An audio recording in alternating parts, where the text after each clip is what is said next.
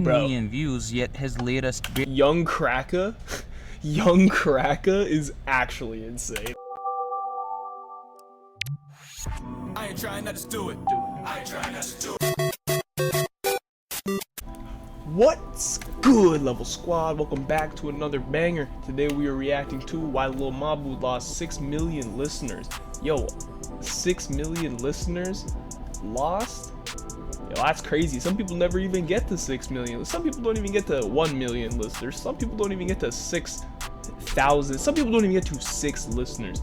And to lose 6 million listeners, and I'm guessing like the course of a year, because I feel like not too long ago, Lil Mabu was all over TikTok, all over Instagram. It went so viral, and to think he just lost 6 million listeners and it's probably counting is insane. So we need to study this generational fall off. Make sure you guys like, subscribe, comment down below. What's your favorite Lil Mabu song if you have one? Let me know what's up in the comments. Maybe I'm sleeping. So without further ado, Not long ago, Lil Mabu was one of the most relevant drill rappers. Praised for his genius social media marketing, he gained the kind of traction most rappers dream of in a short time, setting him. nah, he was a marketing genius though. Like even just from his look, like look at him. Just look at him. I'm not trying to say I'm not racist, but he's white. He's white making drill music about killing people, about nasty shit, and just look at him. You take one look at him, and you assume he'd probably be knocking on your door trying to sell you Scout cookies or doing some sort of fundraisers or something. You know what I mean? You wouldn't expect him to be Monclizzied up, toting the stick, you know? Himself up for a wildly successful come up, but just months later, his numbers have declined, dropping from 8.4 million monthly Spotify listeners just to 2 million. His last song pulled in 13 million views, yet his latest barely scrapes 1 million on YouTube and 13 million views, yet his latest Young Kraka, Young Kraka is actually insane. barely scrapes 1 million on YouTube. Not a and has YN, bro. only He's a 600,000 YC. Spotify streams. How did he go from collaborating with stars like Fabio Foreign to being compared to Ice Spice at her peak and Central C, only to fall off so fast? Was he an industry plant who got exposed? If I'm an industry plant, why am I not on Spotify editorial playlist? Why am I not on Rap Caviar? Or Bro, literally was. did the music industry I swear he was though. I swear he was. Somebody pull up the receipts, bro.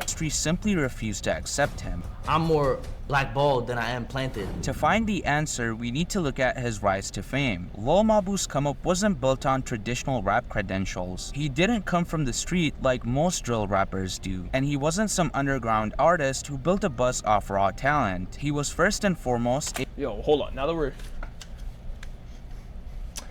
Yeah, I'm Lil Mabu. Pa pa pa pa pa. Oh, okay. a kid who understood internet culture better than most of his peers. His early music was nothing like the aggressive drill sound he became known for. A few years prior to his current persona, he was making lighthearted melodic rap, dropping commercial sounding tracks like Miss Me, which had more in common with Why does he look like Maddie B raps, bro?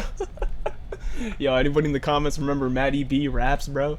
Had YouTube in a chokehold for a bit. pop rap than anything remotely drill. However, these songs didn't get much attention, but they did show something important. Mabu wasn't trying to be real from the start. He was experimenting, testing different styles to see what would work, almost as if he'd do anything to get more popularity with his music. And at a certain point, Mabu realized that drill was becoming more popular, and that's when he made a sharp pivot by starting to make drill songs which performed better compared to his previous attempts at. Like that makes sense too, because it's literally just like a marketing recipe for success. Like you place Lil Mabu around a whole bunch of gangsters in the hood, rapping about,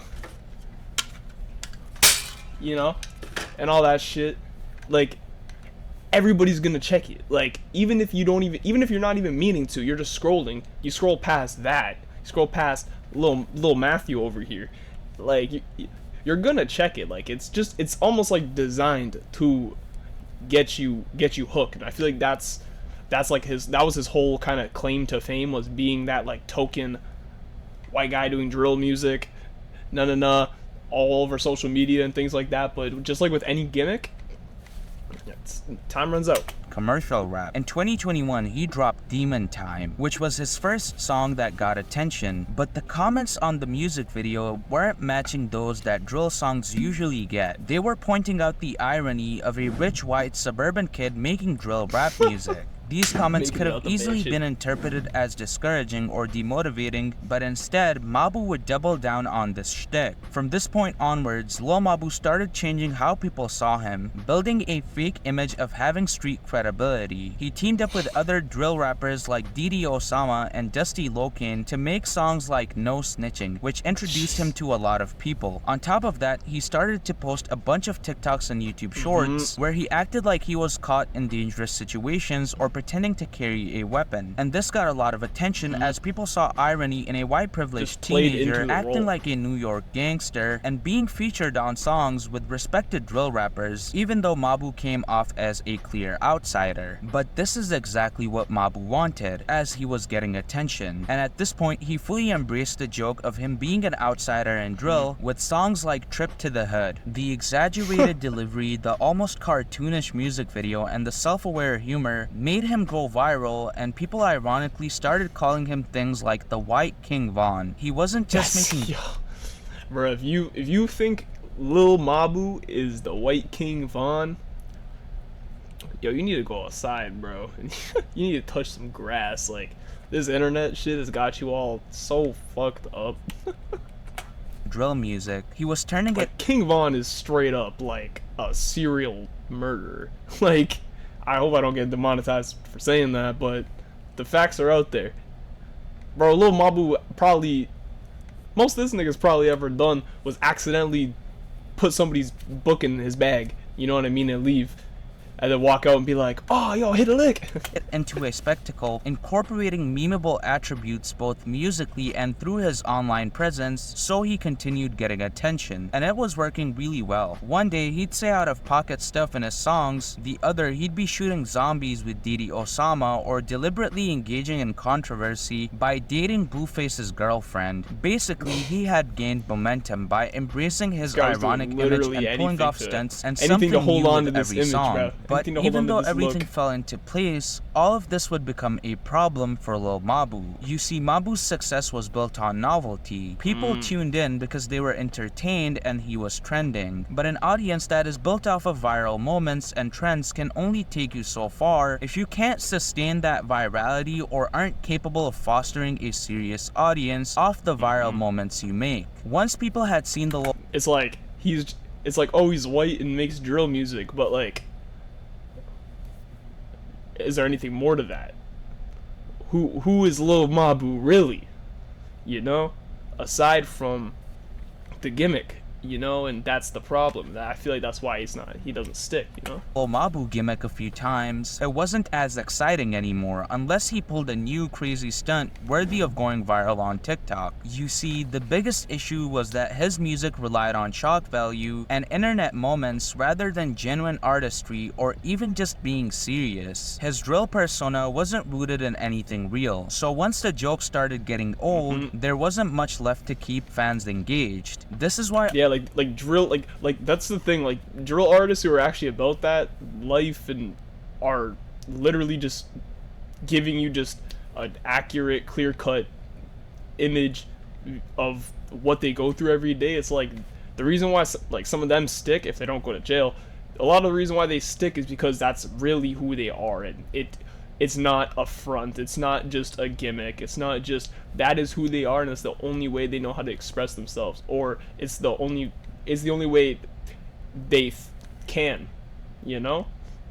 But with somebody like Lil Mabu, it's like he is just basically taking like the worst, he's like glorifying like the worst parts of like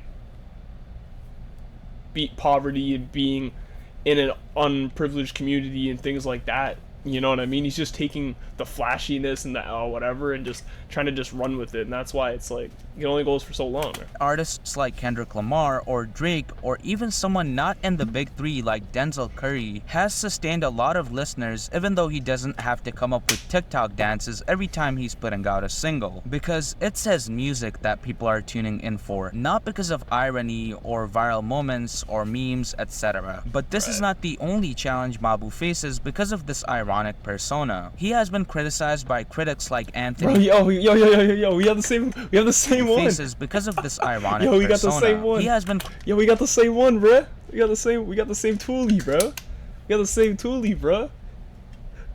Nah.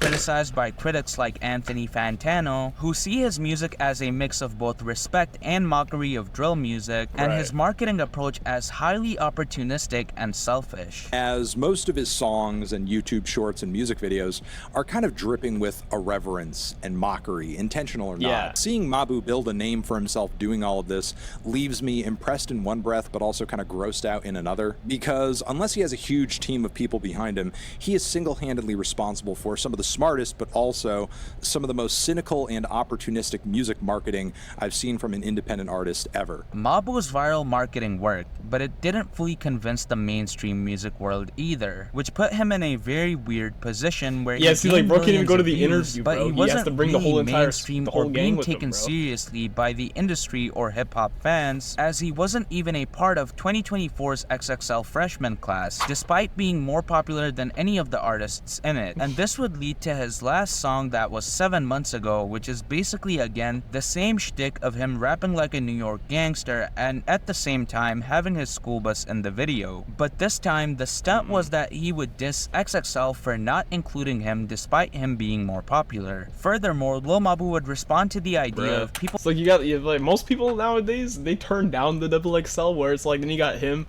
who's like, oh, it should have been me, It's like somebody like Lil Mabu, like that's exactly what somebody like Lil Mabu would want and like would be that next, you know what I mean? Let's keep the gimmick going by now I'm in the XXL as that guy, and you know what I mean? It's like people calling him an industry plant and say that he's actually blackballed by the music industry. First reaction to being called an industry plant, I think I just laughed. Because it's like, planted by who? You know, my parents have no involvement in the music industry. They didn't even know half the shit I was doing. I understand that whole industry plant thing was an attempt to discredit me. If y'all actually use your fucking brain, if I'm an industry plant, why am I not on Spotify editorial playlists? Why am I not on Rap Caviar? Everything that's label run, Mabu doesn't see the light of day. I'm more blackballed than I am planted.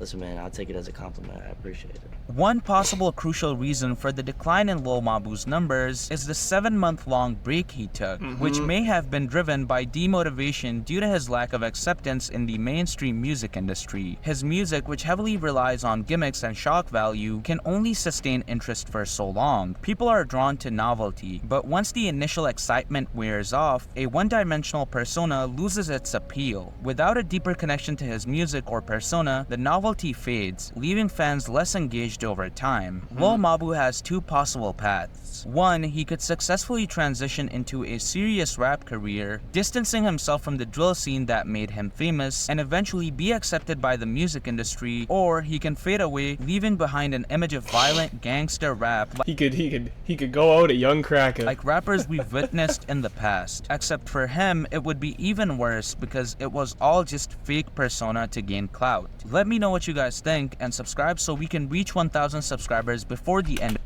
Make sure you go check out Tatsuki Truth. Hit that subscribe button. I'm gonna do that as well.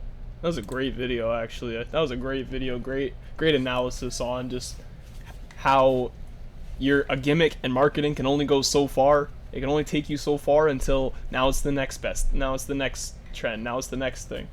So yeah, thank you guys so much for watching. Make sure you guys hit the like button, comment down below your favorite Lil Mabu song if you have one, and subscribe to the channel. We are going absolutely crazy all year and the years to come. Follow the Twitch, twitch.tv/trizzyfr, and join the Discord. Discord will be in the description. Soon, very, very soon, I'll be making an announcement in there for my next crazy video stream idea that I want you all to be a part of. So make sure you guys go join the Discord, join up, become a part of the really become a part of the Level Squad. You know what I mean? And yeah, with that being said, I'll see y'all next time. Peace. It's my time, watch this. Accepting every blessing cause I'm God sent. I can never call quits, nah. Now it's time to make change in the nonsense. Make a couple bucks and invest.